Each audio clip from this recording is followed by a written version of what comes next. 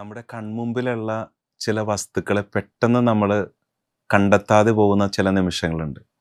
നമ്മൾ നേരത്തെ അത് കണ്ടിട്ടുള്ളതാണ്. പക്ഷേ ഇപ്പം നമ്മുടെ കൺമുമ്പിൽ അത് കാണാത്ത പോലെ.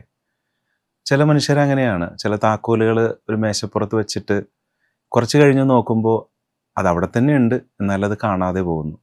ഇത് സൈക്കോളജിക്കലായിട്ടുള്ള ഒരുപാട് ഇവാലുവേഷനിലൊക്കെ കടന്നു പോയിട്ടുള്ള ഒരു വിഷയമാണ്. അലസാൻഡ്രോ ലെയാറസ് എന്ന റഷ്യൻ സൈക്കോളജിസ്റ്റ് ഇതിനെക്കുറിച്ച് പഠനം നടത്തിയിട്ട് പറയുന്നത് ഇത് ഇൻഅറ്റൻഷണൽ ബ്ലൈൻഡ്നെസ് എന്ന് അദ്ദേഹം പറയുന്നത്. അതിന് കാരണമായിട്ടുള്ളത് നമ്മുടെ ബ്രെയിൻ വളരെ സെലക്റ്റീവ് ആയിട്ടുള്ള വസ്തുക്കൾ ഇങ്ങനെ സ്കാൻ ചെയ്തെടുക്കും. ഇതിൻ്റെ ഇടയിൽ ചില കാര്യങ്ങൾ വളരെ ബയസ്ഡ് ആയിട്ട് നമ്മൾ കാണുകയും ചിലതിനെ ബ്രെയിൻ ഇങ്ങനെ ഫിൽട്ടർ ചെയ്ത് കളയും. ഞാനിവിടെ ഈ ടേബിളിൽ ഒരു താക്കോൽ വെച്ചിട്ട് കുറച്ച് കഴിഞ്ഞ് വന്ന് നോക്കാൻ നേരത്ത് അതിലുള്ള എല്ലാ വസ്തുക്കളും എൻ്റെ ഓർമ്മയിലും എൻ്റെ കാഴ്ചയിലും പെടും. പക്ഷേ ഒന്ന് രണ്ട് കാര്യങ്ങൾ എൻ്റെ ബ്രെയിൻ ഇങ്ങനെ ഫിൽട്ടർ ചെയ്യും. അതിനെ ഇൻഅറ്റൻഷണൽ ബ്ലൈൻഡ്നെസ് എന്നാണ് പറയുന്നത്. പിന്നെ മറ്റൊരു കാരണമായിട്ട് പറയുന്നത് ഒട്ടും സ്വീകാര്യമല്ലാത്ത ഒരു പശ്ചാത്തലത്തിൽ ചില കാര്യങ്ങളെ നമ്മുടെ ബ്രെയിൻ ഇങ്ങനെ മറച്ചു കളയും. ചില ഉദാഹരണത്തിൽ നമ്മൾ പറയാറുണ്ട്. ഉദാഹരണം 2007 നടന്നൊരു സംഭവമാണ്. ജോഷുവ ബെൽ എന്ന് പറയുന്ന വിശ്വപ്രഖ്യാതനായിട്ടുള്ള വയലിനിസ്റ്റ്. അദ്ദേഹം വളരെ സ്റ്റേജിൽ ഒത്തിരി വലിയ കൺസേർട്ടൊക്കെ നടത്തി അവാർഡ് വിന്നിങ് ആയിട്ടുള്ള വയലിനിസ്റ്റാണ്. അദ്ദേഹം വാഷിങ്ടൺ DC-യിലുള്ള ആ സബ്വേയിൽ നിന്ന് അവിടെ ഒരു കുപ്പത്തൊട്ടിയുടെ അടുത്തിരുന്ന് ഇങ്ങനെ വയലിൻ വായിച്ചപ്പോൾ ഒറ്റ മനുഷ്യരും അദ്ദേഹത്തെ തിരിച്ചറിയുന്നില്ല. കാരണം എന്താ? അവരെ സംബന്ധിച്ച് ഒട്ടും സ്വീകാര്യമല്ലാത്ത ഒരു കോണ്ടെസ്റ്റിലിരുന്ന് വേറൊരാൾ വായിക്കുന്നത് പോലെയാണ് തോന്നിയത്. അതുകൊണ്ട് മണിക്കൂറുകൾ വായിച്ചിട്ടും അയാൾക്ക് ആരും ശ്രദ്ധ കൽപ്പിക്കാതെ പോയി. അപ്പം ഞാനിത് പറഞ്ഞു വരുന്നത് ഇന്നത്തെ ഗോസ്പലിൽ സെൻറ്റ് ജോൺ ബാപ്റ്റിസ്റ്റ് യേശുവിനെ കണ്ടപ്പോഴേക്കും പറഞ്ഞ ഒരു കാര്യമുണ്ട്. അവിടെ ഈ ഇൻഅറ്റൻഷണൽ ബ്ലൈൻഡ്നെസ് ഒന്നും നടക്കുന്നില്ല. അവിടെ എന്താണ്? ഈശോനെ കണ്ടപ്പോഴേക്കും സ്നാപകൻ പറയുന്നത് ഇങ്ങനെയാണ്: ഇതാ ലോകത്തിൻ്റെ പാപങ്ങൾ നീക്കുന്ന ദൈവത്തിൻ്റെ കുഞ്ഞാട്. ഈ വാക്ക് നമ്മൾ എല്ലാ ദിവസവും കുർബാനയിൽ ആവർത്തിക്കുന്ന ഒരു വചനമാണ്. അപ്പം എന്താണ് ആ വാക്കിൻ്റെ അർത്ഥം? ഒരു തെറ്റുമില്ലാതെ കൃത്യതയോടുകൂടിയാണ് യോഹന്നാൻ അത് വിളിച്ചു പറഞ്ഞത്.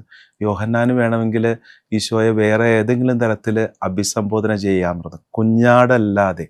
കുഞ്ഞാടല്ലാതെ എത്രയോ വട്ടം നമുക്ക് പല കാര്യങ്ങളിൽ ഈശോയെ എന്ന് വിളിക്കായിരുന്നു. പക്ഷെ എന്തുകൊണ്ടാണ് യോഹന്നാൻ ഈ കുഞ്ഞാട് എന്ന് വിളിച്ചത്? ചിലർ വിചാരിക്കും കുഞ്ഞാടെന്ന് പറയാൻ നേരത്ത് കുഞ്ഞാട് ഭയങ്കര ജെൻറ്റിലാണ്, വളരെ മീക്കായിട്ടുള്ള ഒരു അനിമലിൻ്റെ ഒരു സിമ്പലാണെന്ന്. അങ്ങനെയല്ല. വളരെ വ്യത്യസ്തമായ ഒരു പശ്ചാത്തലത്തിൽ വളർന്നു വന്ന ഒരാളാണ്. അതായത് ടെമ്പിളിൽ വളർന്നു വന്ന ഒരു വ്യക്തിയാണ് ഈ സ്നാപകൻ. കാരണം അദ്ദേഹത്തിൻ്റെ പിതാവ് ഒരു പുരോഹിതനാണ്. അപ്പോൾ അവിടെയുള്ള ആ കാഴ്ചകൾ അദ്ദേഹത്തിന് കൃത്യമായിട്ട് അറിയാം. അപ്പം അതുകൊണ്ട് യോഹന്നാൻ യേശുവിനെ വിളിക്കുന്നത് ആ ലാംബ് ഓഫ് ഗോഡ് എന്നാണ്, ദൈവത്തിൻ്റെ കുഞ്ഞാടെന്നാണ് വിളിക്കുന്നത്. വേണമെങ്കിൽ ഒരു ധാർമ്മികമായ ഒരു ഉപദേഷ്ടാവെന്ന് പറയാറുണ്ട്. ഈശോ അങ്ങനെയാണ്. വേണമെങ്കിൽ ഏറ്റവും വലിയ അത്ഭുത പ്രവർത്തകനെന്ന് ഈശോനെ വിളിക്കായിരുന്നു. ഈശോ അങ്ങനെയാണ്. പക്ഷേ യോഹന്നാൻ അതല്ല വിളിച്ചത്.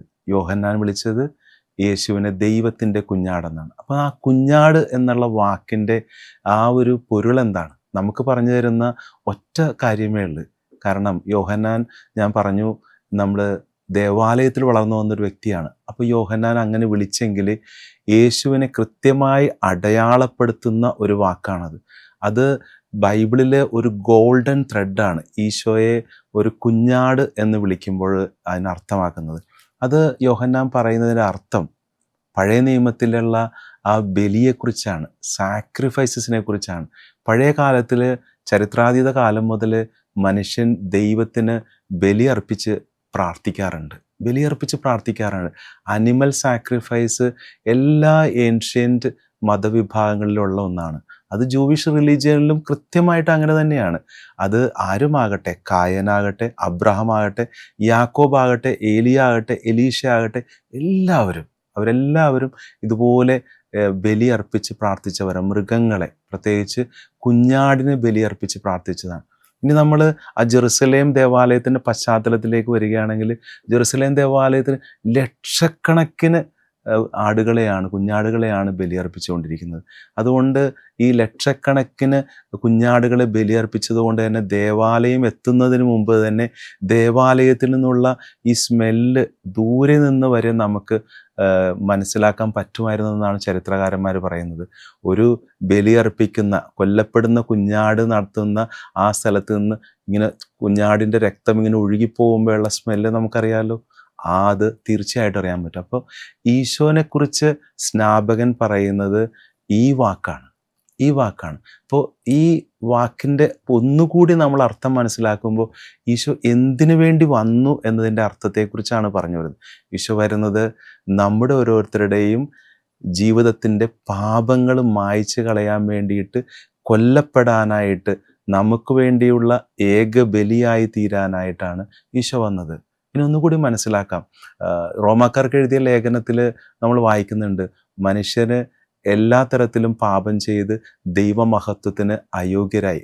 റോമ 3:23 അങ്ങനെയാണ് വായിക്കുന്നത്. അപ്പോൾ മനുഷ്യൻ തെറ്റുകൾ ചെയ്ത് ആ തെറ്റുകളെ മനുഷ്യനെ ദൈവത്തിൻ്റെ മഹത്വത്തിന് അയോഗ്യരാക്കിയപ്പോൾ ആ ഡിസ്ഫങ്ഷനെ, ആ ഒരു കേടായ കാര്യത്തെ നന്നാക്കാനായിട്ട് ദൈവം ഒരു ഒറ്റ സാക്രിഫൈസ് നടത്തുകയാണ്.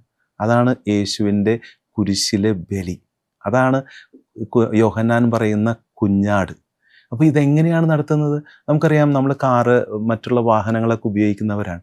ആ കാറിന് ഏതെങ്കിലും തരത്തിലുള്ള ബ്രേക്ക് ഡൗൺ ആയിട്ടുണ്ടെങ്കിൽ നമ്മൾ എന്താ ചെയ്യണത്?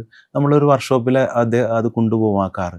അപ്പോൾ ആ വർക്ക്ഷോപ്പിൽ ചെന്ന് കഴിയാൻ നേരത്ത് അതിൻ്റെ കാർബറേറ്റർ കംപ്ലൈൻ്റ് ആണോ, ഫ്യൂൽ ഇഞ്ചക്ടർ കംപ്ലൈൻ്റ് ആണോ എന്ന് ഈ മെക്കാനിക്ക് അത് അഴിച്ച് അതിൻ്റെ അടിയിൽ കയറിയോ അത് ചെക്ക് ചെയ്തോ അദ്ദേഹത്തിൻ്റെ മുഖത്തും അദ്ദേഹത്തിൻ്റെ ശരീരത്തിലും ഇതിൻ്റെ ഓയിലും ഗ്രീസും ഒക്കെ ആയിട്ട് അദ്ദേഹം നന്നാക്കുന്നത്.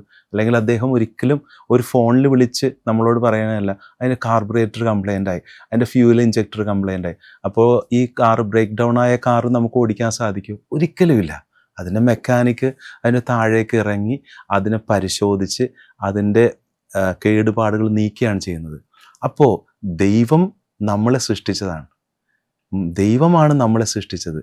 അപ്പോൾ ആ ദൈവം തന്നെ, സൃഷ്ടാവായ ദൈവം തന്നെ, ഈ നമ്മളെ രൂപപ്പെടുത്തിയ ദൈവം നമ്മുടെ കേടുപാടുകൾ നീക്കാനായിട്ട് ദൈവം നമ്മുടെ ഇടയിലേക്ക് വരികയാണ്. എന്നിട്ട് നമ്മുടെ ഈ കേടുപാട് നീക്കുന്നതിന് വേണ്ടി അവൻ കുരിശിൽ രക്തം ചിന്തി. നമുക്ക് വേണ്ടിയിട്ട് അവൻ ചിതറിക്കപ്പെട്ടു. ഒരാൾ ആ കാറിൻ്റെ ഉള്ളിലേക്ക് കൈകടത്തി അതിൻ്റെ ആ മെക്കാനിക്ക് അത് ശരിയാക്കുന്നത് പോലെ ഈശോ യഥാർത്ഥത്തിൽ നമുക്ക് വേണ്ടി അഴുക്ക് പുരണ്ട്, നമുക്ക് വേണ്ടി രക്തം ചിന്തി, നമുക്ക് വേണ്ടി അവൻ എല്ലാ തരത്തിലും ചിതറിക്കപ്പെട്ടുകൊണ്ട് നമ്മളെ ശരിയാക്കിയെടുത്തു. അപ്പോൾ അങ്ങനെയാണ് യോഹന്നാൻ പറയുന്ന ആ ദൈവത്തിൻ്റെ കുഞ്ഞാട്. നമ്മളെല്ലാവരും പല രീതിയിൽ ബ്രേക്ക് ഡൗൺ ആയിട്ടുള്ളവരാണ്, ചിതറിക്കപ്പെട്ടു പോയ, സ്റ്റോപ്പായി കിടക്കുന്നവരാണ്. അപ്പം നമ്മളെ നന്നാക്കാനായിട്ട് ഒരു പൊളിറ്റീഷ്യന് സാധിക്കുമോ? പൊളിറ്റീഷ്യന് സാധിക്കുകയില്ല. കാരണം നമ്മളെ ഒരു പൊളിറ്റിക്കലി ശരിയാക്കാനല്ല പറ്റുന്നത്. ഇനി നമ്മളെ ഏതെങ്കിലും ഒരു കൗൺസിലറിൻ്റെ അടുത്ത് കൊണ്ടുപോയിട്ട് കംപ്ലീറ്റ് ആയിട്ട് നമ്മുടെ ഈ പാപങ്ങളെ, അല്ലെങ്കിൽ നമ്മുടെ ഉള്ളിൽ ബ്രേക്ക് ഡൗൺ ആയിട്ടുള്ള കാര്യത്തെ നന്നാക്കാൻ പറ്റുമോ? ഒരു കൗൺസിലറിനും നമ്മുടെ ജീവിതത്തിലെ എല്ലാ പ്രശ്നങ്ങളെയും ദൂരീകരിക്കാൻ പറ്റുമോ? ഇല്ല. കൗൺസിലർമാരെ കുറ്റം പറയണമല്ല. എല്ലാ രോഗങ്ങളെയും എല്ലാ ഡോക്ടർമാർക്കും തീർക്കാൻ സാധിക്കുമോ? ഇല്ല. അതുകൊണ്ട് ഈശോനെ വിളിക്കുന്ന മറ്റൊരു പേരാണ് സാൽവത്തോർ. സാൽവത്തോറെ എന്നുള്ള ആ ലത്തീൻ പദത്തിൻ്റെ അർത്ഥം തന്നെ ഹീലർ എന്നാണ്. എല്ലാ തരത്തിലും മനുഷ്യനെ ഹീൽ ചെയ്യാൻ പറ്റുന്നവനാണ്. അതാണ് ഈശോയെ വിളിക്കുന്ന പേര്, രക്ഷകൻ. അപ്പോൾ തീർച്ചയായിട്ടും ഈ രക്ഷകനായ ദൈവം കുഞ്ഞാടായി നമുക്ക് വേണ്ടി കുരിശിൽ ഒറ്റ ബലിയർപ്പിച്ചു. എബ്രായ ലേഖനം 10-ാം അധ്യായം 32-ാമത്തെ വാക്യം അതാണ് പറയുന്നത്. അവൻ്റെ ഏക ബലിയോടുകൂടെ എല്ലാത്തിനെയും പരിഹരിച്ചുകൊണ്ട് അവൻ ദൈവത്തിൻ്റെ വലത്ത് ഭാഗത്ത് ഉപവിഷ്ടനായി. ഹെബ്രായ ലേഖനം പറയുന്നതാണ്. ഒരു കൊച്ചു സംഭവം കൂടി ഓർക്കുകയാണ്. ഒരു 12 വയസ്സുള്ള ഒരു കുട്ടി അവൻ്റെ സഹോദരിയുമായിട്ട് റോഡിലൂടെ സ്കൂളിലേക്ക് പോകുന്ന വഴിയായിരുന്നു. ആ സമയത്ത് ഒരു ജർമ്മൻ ഷെപ്പേർഡ് നായ ഓടി വരികയാണ് കടിക്കാനായിട്ട്. ആ സമയത്ത് ഇവൻ എന്താ ചെയ്യുന്നതെന്നറിയോ? ഇവൻ്റെ കൊച്ച് പെങ്ങളെ ഇങ്ങനെ പുറകിലേക്ക് മാറ്റി നിർത്തിയിട്ട് അവനെ ഈ പട്ടിയുടെ മുമ്പിലേക്ക് ചാടി വീണു. അവൻ ഒരുപാട്, ആ പട്ടി അവനെ ആക്രമിച്ചു. അവൻ്റെ ശരീരത്തിൽ 18 സ്റ്റിച്ച് ഉണ്ടായിരുന്നേ. ആ 18 സ്റ്റിച്ച് കഴിഞ്ഞ് അവനെ ആശുപത്രിയിൽ ചെന്ന് ചിലർ ചോദിക്കുന്നുണ്ട്, നീ എന്തിനാണത് ചെയ്തതെന്ന്. അവൻ പറയണേർന്ന് ആരെങ്കിലും കൊല്ലപ്പെടേണ്ടേ, അപ്പം ഞാൻ വിചാരിച്ച അത് ഞാനായിരിക്കട്ടെ എന്ന്. ആരെങ്കിലും കൊല്ലപ്പെടണ്ടേ, അപ്പം ഞാൻ വിചാരിച്ച് അത് ഞാനായിക്കൊള്ളട്ടെ എന്ന്. ഈശോ അത് തന്നെയാണ് ആലോചിച്ചതെന്നേ. ഈശോ അത് തന്നെയാണ് ആലോചിച്ചത്. നമുക്ക് വേണ്ടിയിട്ട് അവൻ ഒറ്റ ബലിയർപ്പിച്ചു എന്ന് പറയുമ്പോൾ നമ്മുടെ ഈ പാപങ്ങളെല്ലാം പോക്കാനായിട്ട് ആരെങ്കിലും അതിനു വേണ്ടി പരിഹാരം ചെയ്യണ്ടേ? അത് ഈശോ തന്നെ അതിനുവേണ്ടി പരിഹാരം ചെയ്തു.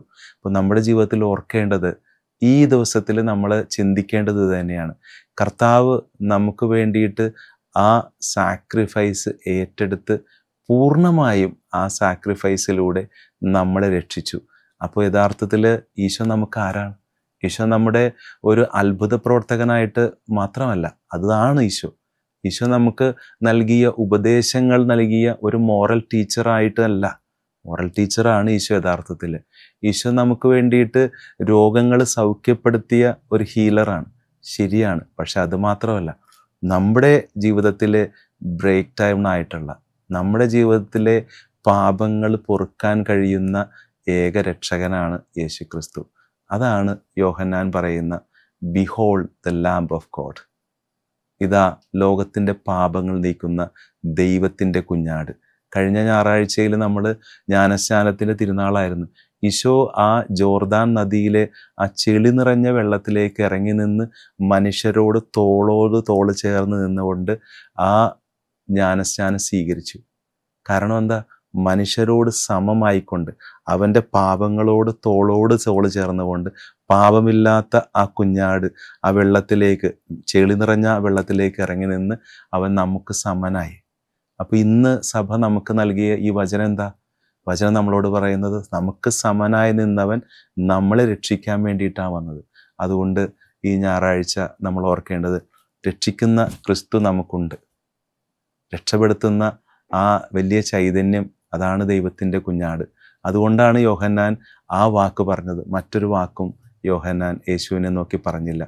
അത് കേട്ടപ്പോൾ, മനസ്സിലാക്കിയപ്പോൾ യേശുവിനെ 2 ശിഷ്യന്മാർ, ഉടനെ സ്നാപകൻ 2 ശിഷ്യന്മാർ അനുഗമിച്ചു. അപ്പം ഇന്ന് നമ്മൾ കർത്താവിനെ അനുഗമിക്കുമ്പോൾ ദൈവത്തിൻ്റെ പാപങ്ങൾ നീക്കുന്ന ദൈവത്തിൻ്റെ കുഞ്ഞാട്, ലോകത്തിൻ്റെ പാപങ്ങൾ നീക്കുന്ന ദൈവത്തിൻ്റെ കുഞ്ഞാട്. ദൈവം നമ്മളെ അനുഗ്രഹിക്കട്ടെ. വചനജായ വചനജായ വചനജായ വചനജായ